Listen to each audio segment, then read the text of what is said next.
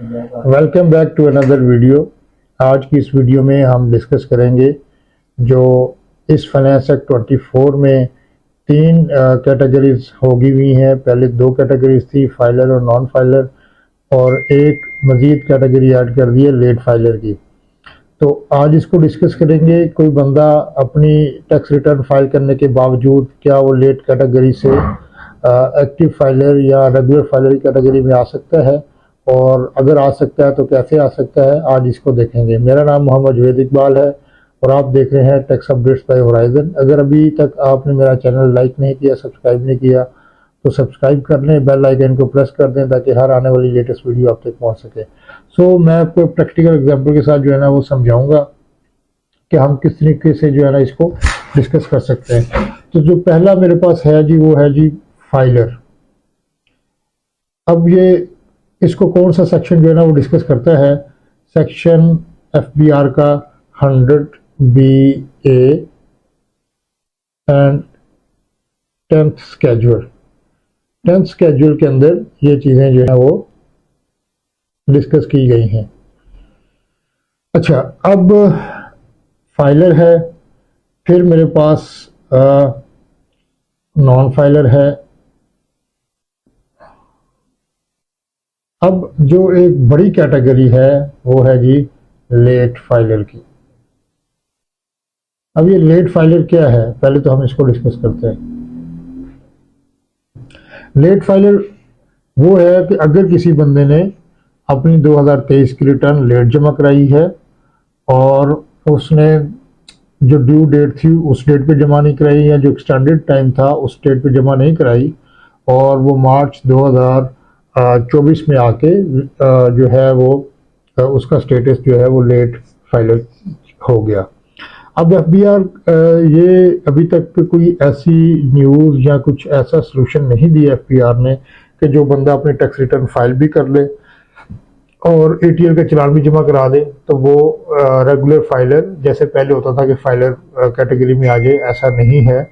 अभी तक तो यही है एज पर लॉ कि मार्च 2025 में जाके वो उसका स्टेटस चेंज होगा, वो नॉन फाइलर से फाइलर में कन्वर्ट हो सकता है। लेकिन FBR की तरफ से ये न्यूज़ भी मौसूल हो रही है कि इस एक्टिविटी को सिर्फ 1 साल को ऑब्जर्वेशन नहीं दी जाएगी, इसको मजीद ऑब्जर्व किया जाएगा और 3 साल तक का वक्त के बाद उसको रेगुलर फाइलर में कैटेगरी में कन्वर्ट किया जाएगा। क्योंकि नॉर्मली होता ये था, लोग जो है वो प्रॉपर्टी बाय करने के लिए फाइलर बनते थे, उसके बाद फिर उसकी कंप्लाइंस नहीं करते थे तो नॉन फाइलर हो जाते थे। तो FBR ने इस चीज़ को एलिमिनेट करने के लिए एक नई कैटेगरी ऐड की है, और इस कैटेगरी को अब वो 3 साल तक ऑब्जर्व करेंगे whether the tax payer files his और her tax return regularly. If he or she files his or her tax return regularly, then his or her status will be changed or converted to the regular filer. Otherwise, वो फिर late filer category में ही रहेगा।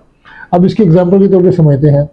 एक बंदा है जिसकी property है 1 करोड़ रुपए की, लेट सपोज 10 मिलियन की उसकी एक प्रॉपर्टी है। अब वो उसको खरीदने जाता है, तो जब वो उसको खरीदने जाएगा तो रेगुलर फाइलर है उसका रेट है 3%। अब जो लेट फाइलर है उसका रेट है 6%, और जो नॉन फाइलर है उसका रेट है 12%। अब पहले क्या होता था, इस चीज से पहले सिर्फ 2 रेट थे, 3% एंड जो 10%, 10.5%। यानी फाइलर का रेट 3% था, नॉन फाइलर का रेट था 10.5% बायर का। ठीक है, तो अब उन्होंने क्या किया, अब उन्होंने इसको 3 कैटेगरीज में डिवाइड कर दिया।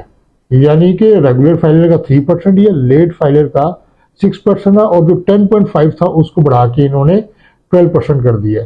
अब इसको मजीद देख लेते हैं फाइलर के केस में क्या है।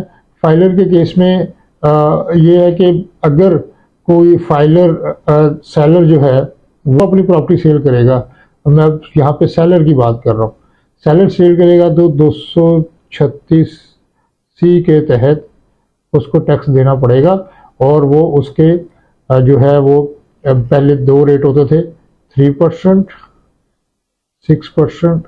अब उसके ऊपर जो नया रेट अप्लाई किया गया है उस रेट के मुताबिक 3% है और 10% है। अब ये जो उसको अगर कोई सेलर लेट फाइलर है तो वो 3 से जो 6% वाला है वो 6% वाला लेट फाइलर में आ जाएगा और नॉन फाइलर का 10% उसको पे करना पड़ेगा। अब ये जो दोनों रेट है इसमें उन्होंने चेंजिंग की है। तो this is all about today's video. मैं उम्मीद करता हूँ आपको आज की वीडियो पसंद आई होगी। मजीद इस तरह की इंफॉर्मेटिव वीडियो के लिए हमारे चैनल को लाइक कर दें, सब्सक्राइब कर दें और बेल आइकन को प्रेस कर दें ताकि मजीद आने वाली इंफॉर्मेटिव वीडियो आप तक पहुंच सके। Stay tuned for more updates. Till then, अल्लाह हाफिज।